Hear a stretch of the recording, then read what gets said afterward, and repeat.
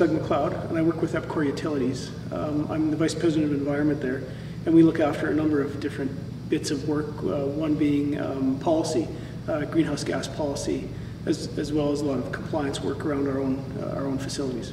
So from where you stand, how does carbon capture and storage look to you as a solution for reducing greenhouse gas emissions? From EPCOR's perspective, carbon capture and storage is a critical component of our strategy, of our carbon management strategy.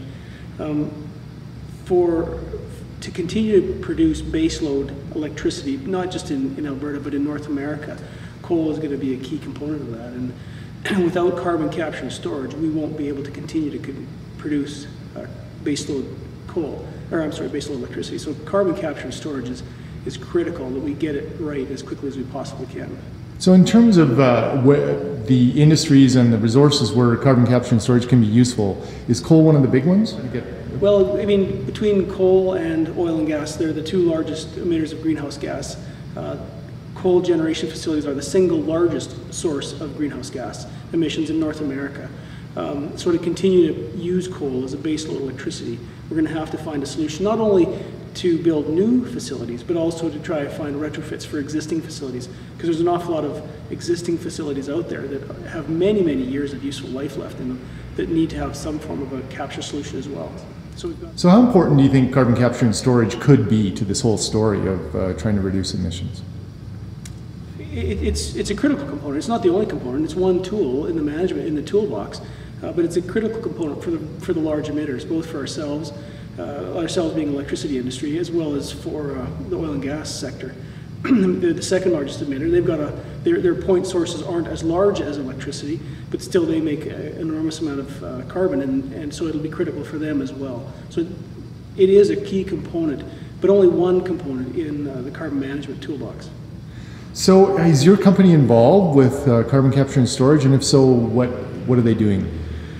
EPCOR is very involved. We've been involved with, we've got two projects on the go right now. We have a front-end engineering and design work going on our IGCC, which is Integrated Gasification and Combined Cycle Plant, where we're trying to figure out how to build a baseload power plant using coal gasification technology. Coal gasification has been around for some time, sequestration has been around for some time, but never has it been linked together on the scale that we're trying to achieve. So that's one of the projects we're working on. We're also working on aiming and scrubbing technology, which is post-combustion technology for our existing facilities. So we're really working this from two perspectives. So what are the big hurdles from your perspective that we need to get over to if carbon capture and storage is going to work, and it's going to be a big factor, and it sounds like you hope it will, what are the big hurdles we need to get over? Well, I think they're still trying to prove the technology, and people will say that the technology has been out there for some time, but in fact, we're building it on a scale that's never been built before. All the gasification plants are much, much larger. Everything we're using and doing is much larger. It's all been tested on small scale, but trying to implement that in large scale creates significant issues. So there's implementation of new technology. There's a whole issue about liabilities of the carbon when it's captured, who has that liability, how it transfers, or does it transfer to the public, or does it stay with the company that's actually stored it. Those are critical issues. And then I guess the third piece of all that would simply be the cost gap is very large. The things that we spoke of today at this conference were really the two issues, cost gap and liability.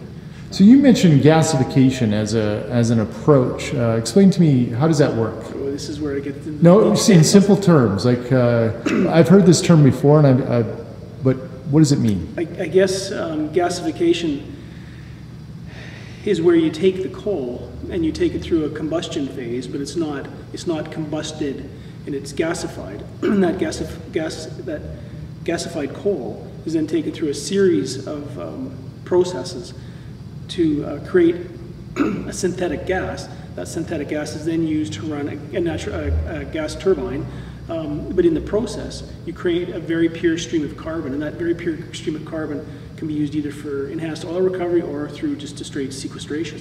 There are other benefits of gasification, aren't there, in terms of emissions, those sorts of things? Absolutely. So when you speak of reducing the amount of carbon relative to a supercritical coal generation facility, we reduce probably almost 90% of the carbon. So that's a very good feature. But in addition to that, with all the NOx and SO2 levels, those go close to zero as well from an emission perspective. And the reason they go so close to zero is they have to be removed through the cleaning process to create a pure stream of carbon that can be delivered then to the enhanced oil recovery guys. So it's needed to really clean it up. And if it wasn't, then it would be sequestered as well. So it's you get the benefit of reducing the other sort of criteria, air contaminants as well. Do you see carbon capture and storage as an interim solution to reducing greenhouse gas emissions, or do you see it as an end game? I think that needs. I think whether carbon capture and storage is an end state or a transition really depends on the time frame you're looking at, right? And so I believe that if you're looking at an end state that runs out to 2050, 2070, 50, 60, 70 years from now, it's a transition. Carbon capture and storage is a transition to a different energy solution. And I don't know what that energy solution is, but I think there's a different sort of low carbon energy solution out there. But in the sort of the 15, probably in the 25 to 50 time frame, it's the end state that we're trying to get to. But in the spectrum of the energy world, I think it's a transition to a low carbon energy world, whatever that might look like many years down the road. So I've heard it said that one of the really key things is that we need carbon to be worth something. We need to get a price on carbon somehow that facilitates and activates market mechanisms and all these things that can help us take the carbon out of the fuel. How do we do that in your view? Well, I think we're on the right path right now. I mean, the Alberta government has a program in place which puts a price on carbon. It's only $15, but it's a price and it's a starting point. And in my opinion, I think it's a good starting point because it's not shocking the system too dramatically. I think if you were to create a very, very high carbon price and put it to the system straight away, that would be a dramatic shock, and I don't think that's necessary or good for the economy, particularly now that we're sort of struggling a bit. So I think we're on the path. I think there will be an evolution. We have an intensity-based program in Alberta. That's going to evolve to some form of a federal-wide intensity program by 2010, somehow, some way, and that's unclear, but that will evolve. And then further down the road, 2015 to 2020, we're going to end up moving towards a cap and trade system, which will then put hard caps on the amount of carbon, and will again create price signals that we can use to direct our decision making with respect to carbon capture and storage and other technologies to reduce the amount of carbon that's available.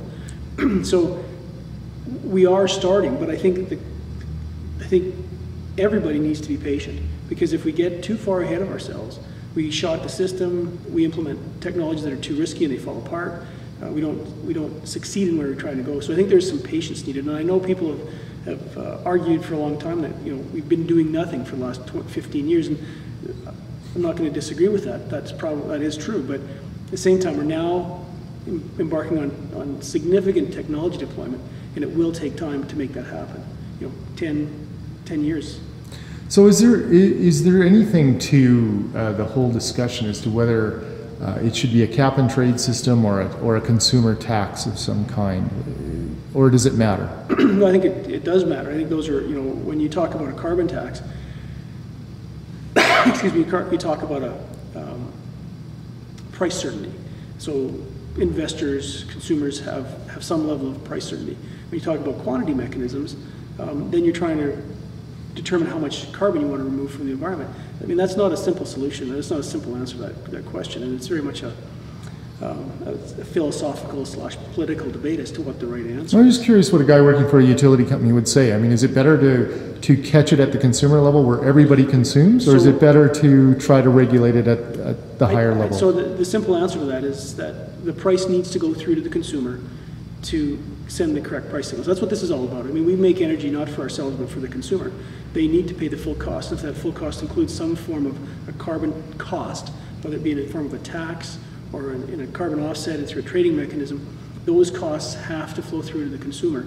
so they start getting the correct price signal, which at the end of the day is ultimately conservation. So thank you very much. Thank you for giving me the opportunity to speak with you guys today.